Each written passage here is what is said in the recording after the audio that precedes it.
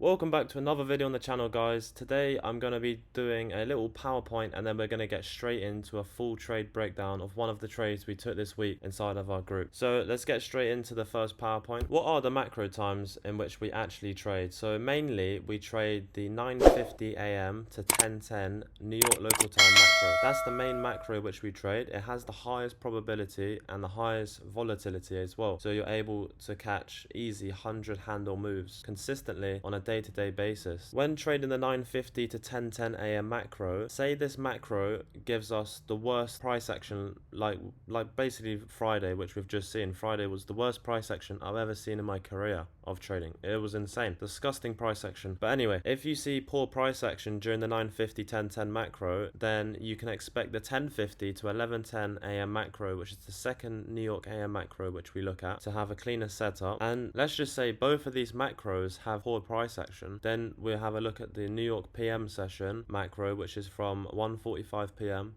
to 2:45 p.m. New York local time. So these are the three macros which we trade. We do not trade the London session because it usually has low volatility and low probability. It's very important to make sure that you never enter a trade before 9:50. You can't be entering a trade at 9:32, 9:45. You need to wait for the macro time of 9:50 to 10:10 a.m.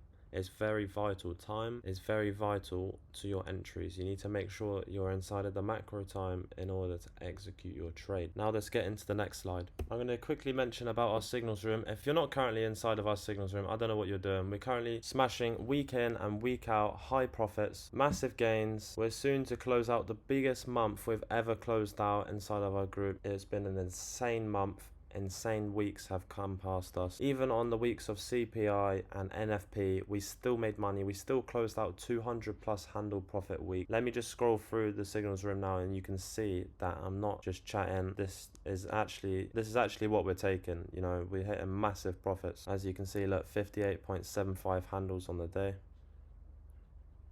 floating up 82.25 handles, and look, final TP smashed.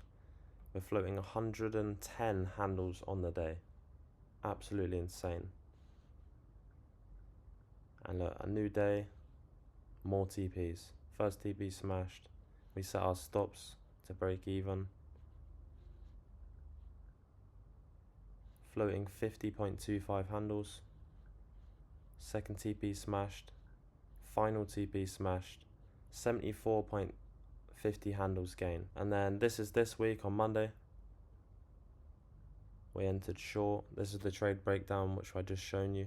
First TP smashed, and then we moved our stops to break even. We closed out 60%, and then we got our second TP smashed, and it was only a Monday, 50.25 handles, and we closed out another 20%. So we're currently around 60 to 80% closed out of our position.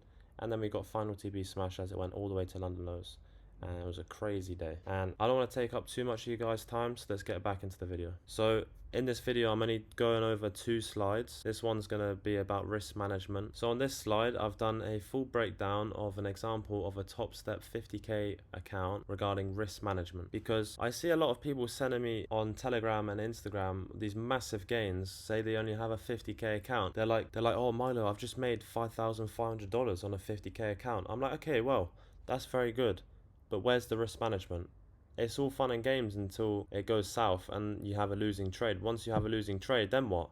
Oh, Milo, I've just lost 10,000. Yeah, because your risk management is shit. So you need to make sure you got good risk management, and that is one of the biggest things when it comes to trading ICT concepts or any other trader in general. Risk management is key. So you should never take more than 2 trades per 1 trading day. So if you take 1 trade in the morning and it's a win, you're done for the day. You close your laptop, you go out on your day, you've already made how much you've made on your funded accounts, you're off on your day, you're done. Say you trade the New York AM session and you have a losing trade.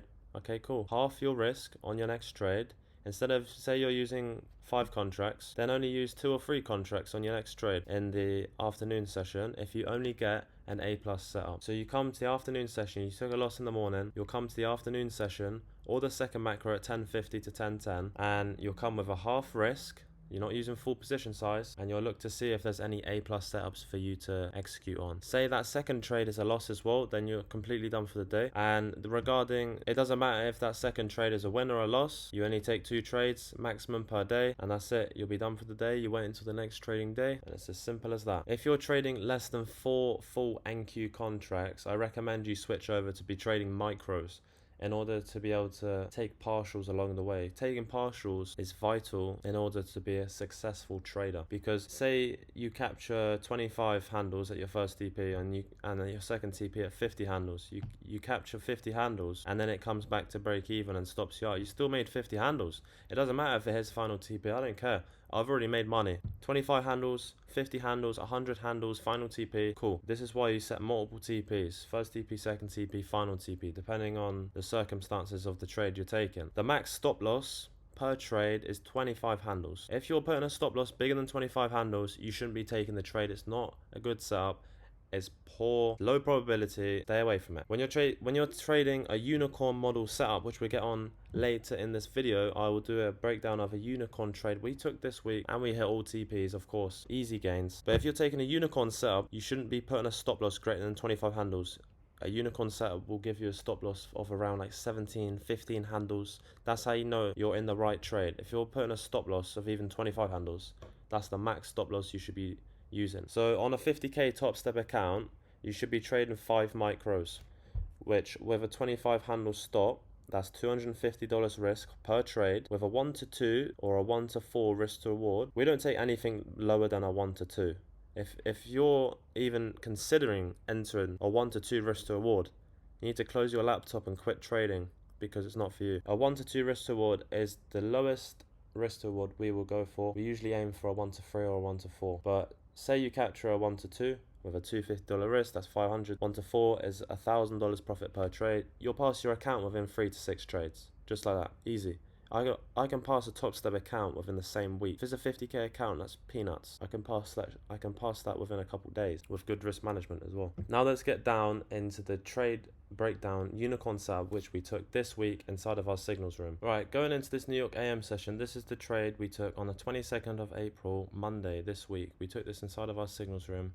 We got our first TP, second TP, and final TP smashed. So going into this New York AM session, we started on the 15-minute time frame, and we're going to mark out previous swing highs and swing lows. This is what I done prior to the New York AM session. We marked out these previous swing lows and swing highs.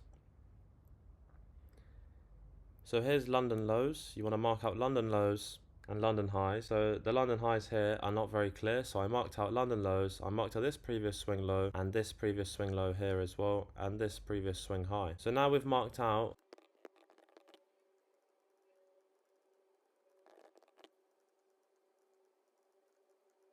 so now we've marked out these key levels here.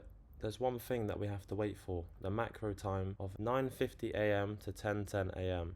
So now let's drop down into the lower time frame on the 1 minute time frame, and let's wait for the macro time of 9:50. And going up to the macro time, you want to see how price is reacting. You want to see where price is drawing to as well. So you want to see if price is drawing to a local buy side liquidity or a sell side liquidity level. And prior to the macro session, if it's drawing to sell side liquidity and we're in a discount, then you can expect a move higher going into the macro session for you to execute going in a trade long. If you're coming up to the macro session and it's just swept buy side liquidity and we're in a premium, then you can expect a trade setup to enter short and to target the opposing liquidity. So let's just fast forward here and skip to the 9:50 macro. So prior to the macro, you can see that we've just generated some equal highs, some minor equal highs, which I did note out on my chart that we have minor equal highs on NQ, which is generated liquidity above this level. So I'm looking for price to then sweep these minor equal highs, sweep this level here, and then we can look for a move lower to target this sell side liquidity down here and even London lows. There you go. Now you can see this is the manipulation candle prior to the macro session of 9:50. We've swept these equal highs and we've swept this major buy side liquidity here. And then if we was looking for a displacement currently, displacement will be below this previous swing low. There you go. So as you can see, it created a swing low and it displaced through this level here. Now we want to look for a fair value gap as we are now inside of the 9:50-10:10 AM macro. We want to see a nice fair value gap with a displacement lower. There you go. So this is the fair value gap which we look to enter short of. It inversed this bullish fair value gap and it inversed it, which is a high probability fair value gap. Let's mark this out on our chart. So as you can see, look, price has come up, it's swept these equal highs, this buy side liquidity, it's displaced lower through this previous swing low, it's created a fair value gap after inversing this bullish fair value gap. Let's see if price taps us into a short here. There you go, so we entered short off a tap of this fair value gap inside of our group.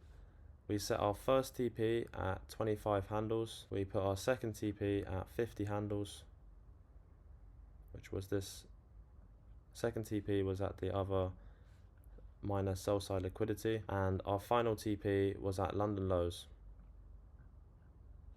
which you can see is here, London lows at 63.25 handles. We swung a stop loss at the previous swing high, which was 20 handles, giving us a 1 to 3.1 risk to reward, which is pretty decent. Pretty good risk to reward on this trade inside of the macro. All right, let's let this trade play out. And there you go. As you can see, our first TP was smashed, and what we did, we moved our stops to break even after that.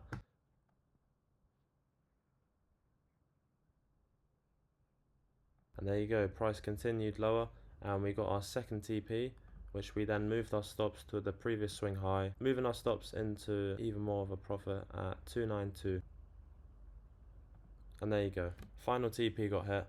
We secured 63.25 handles on this trade. It wasn't the cleanest setup, it's not the cleanest setup because it's not even a unicorn setup, to be honest. But we still executed this trade as it was a high probability setup during the New York AM session macro. We inversed this bullish gap and that was our entry on this 1 minute bearish gap here. For the next YouTube video, just drop a comment below, let me know what you want for the next video and I will try my best to include it. I love to see what you guys have to say in the comments. I do read every single one of them. Even when you text me on Telegram, I may not reply, but I have read it. You have to understand, I'm getting to the point now, it's not like a couple months ago where I could reply to everyone. It's now at the point where I need to hire an assistant to answer all my messages because I have like 500 plus messages come in per day and they're all questions asking me, Milo, how do I do this? How do I do that? I love the questions and I try my best to answer as many as I can a day. I do dedicate hours and hours of replying to messages and I'm working on replying to as many as I can, and I really do hope you enjoyed this YouTube video, and on that note I will see you in the next one. I just did my dirty, now I gotta change my sheets. Shit be rubbing on my body, sucking till my knees get weak.